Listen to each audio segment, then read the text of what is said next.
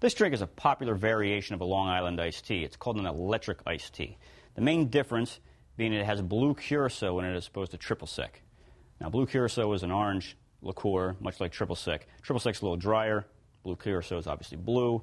Those are pretty much the main differences. Let's get started. We're going to make this drink into a tall Collins glass, which I already have filled with ice. I don't want to make it in there. I want to make it in a shaker glass and shake it and strain it into the glass. Let's get a shaker glass with ice, and it's going to be equal amounts of all the ingredients. We're going to use a half ounce of each. So we got tequila and rum, 1, 2, and also vodka and gin, 1, 2, and the best part, the blue curacao. When in doubt, they say if you don't know a drink, just make it blue, right? Now we're going to fill this up with sweet and sour mix. And it's going to call for a top of 7-Up, which we're going to put into the drink afterwards. You don't want to shake any carbonated beverages together.